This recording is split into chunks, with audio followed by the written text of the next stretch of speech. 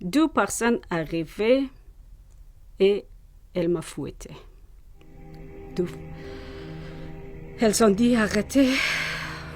Quand tu n'arrêtes pas, on a tué. ليلو مصر دي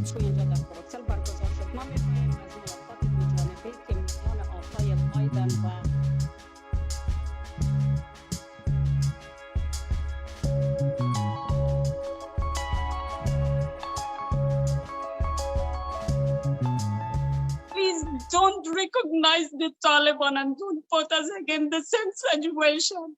Thank you very much.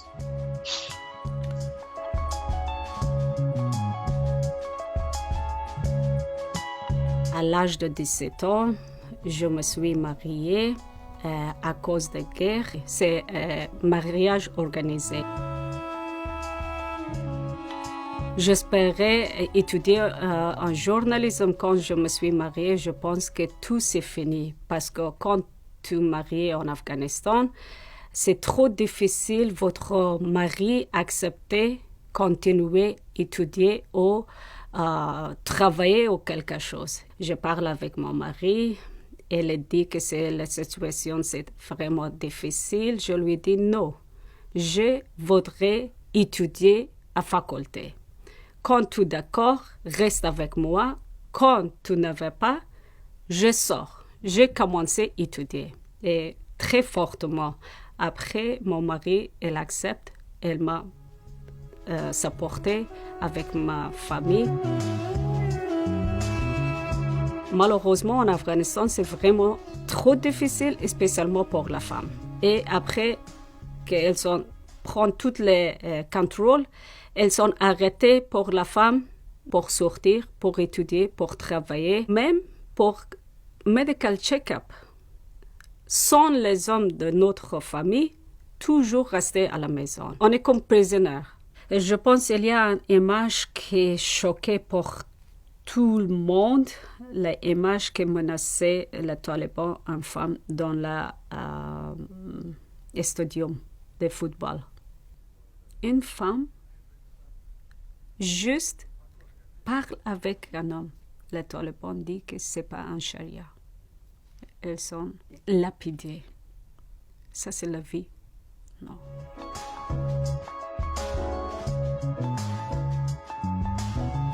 Après quelques mois, j'ai commencé une classe secrètement pour les filles qui sont dans la même rue pour lire des histoires, comment les femmes sont restées debout, très fortes, parce que je suis étudiante de journalisme. Et après quelques mois, j'ai reçu un treatment, warning, arrêtez. Je ne pas prendre trop sérieusement. Et après quelques jours, deux personnes arrivaient et elles m'ont fouetté. Deux. Elles ont dit arrêtez. Quand tu n'arrêtes pas, on a tué. Mon mari, elle est partie. Elle est quitté le pays. Et je reste avec ma famille, avec ma soeur, avec ma mère, avec ma tante. Et un jour, j'étais allée acheter une nourriture pour notre famille. Et je sors à la maison, je prends le burqa. C'est très chaud. Et j'ai vu qu'il n'y a personne dans la rue. Je juste enlève le burqa. J'ai juste marché avec mon petit soeur. Qu'après deux, trois talibans qui arrivent, elle dit que on n'accepte pas la femme sortir à la maison sans le burqa. Elle m'a tué pour la deuxième fois.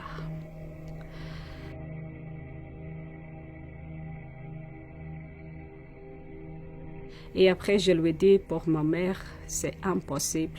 On est resté ici sous le régime des talibans. Ma grande sœur et mon frère, elles sont médecins, elles ont travaillé dans une clinique suédoise au nord, un petit village en Afghanistan. Je lui dis qu'on va aller là parce que ce petit village, il n'est pas sur le contrôle des talibans.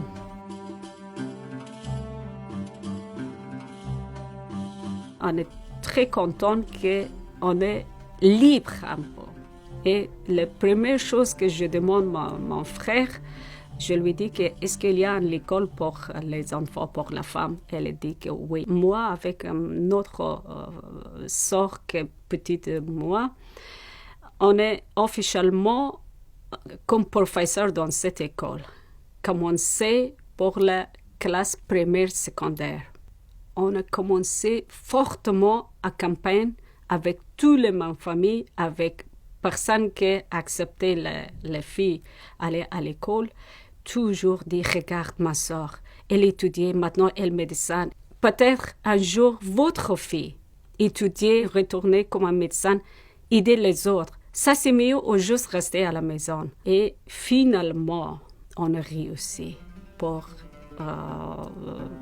ouvrir une école secondaire pour les filles.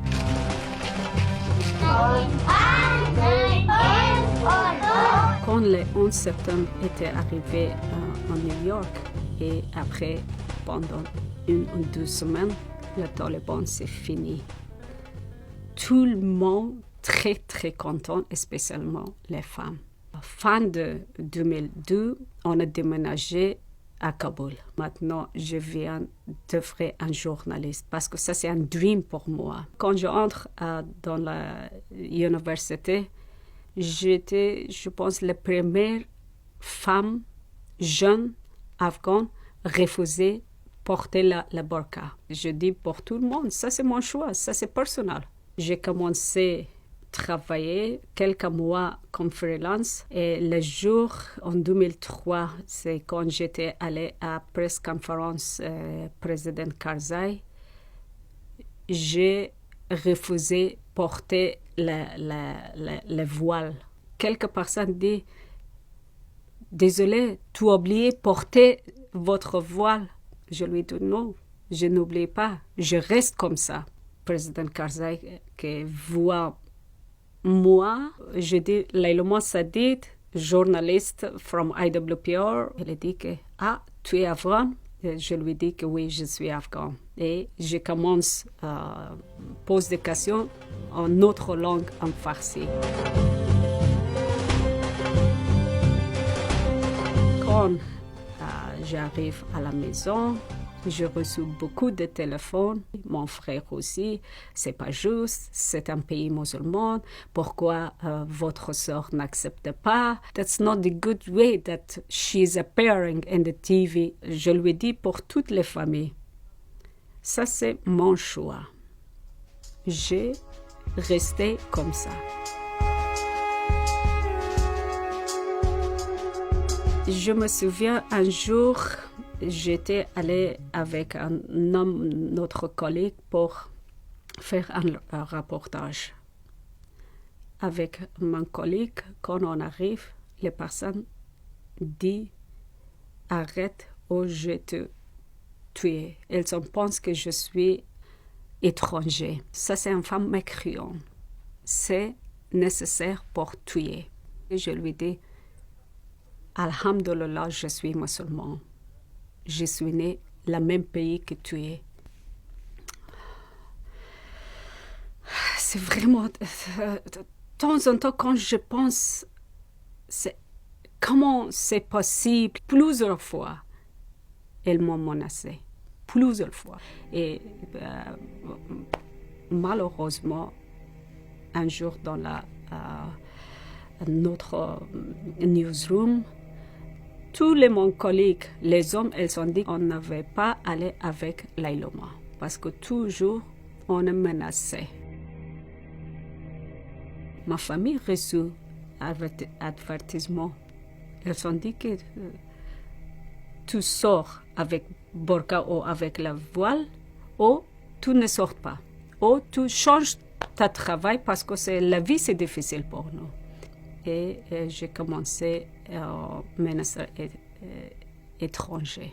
3 ans en Afghanistan et après, elle m'a envoyé comme un diplomate ici en Belgique. Pour ça que j'arrive en Belgique avec ma famille.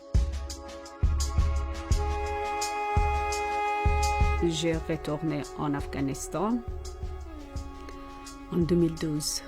je reste juste une semaine. Après quelques jours, j'ai reçu un appel. Ils ont commencé pour menacer au avertissement.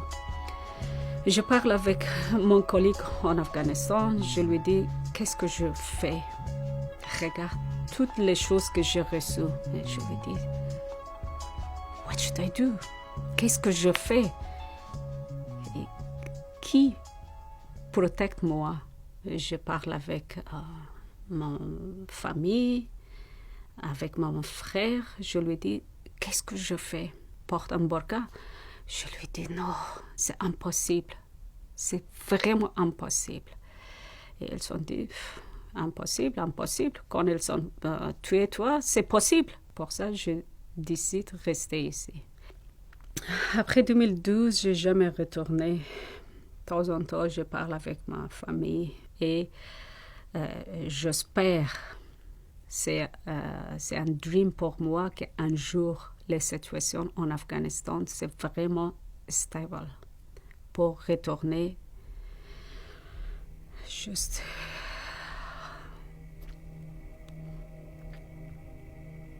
« 12 ans, j'ai pas vu ma mère. » Please don't recognize the Taliban and don't put us again in the same situation. Thank you very much. Les talibans, c'est jamais changé. La mentalité, c'est toujours la même. C'est la même idéologie. Sharia law. C'est pour ça que j'ai peur.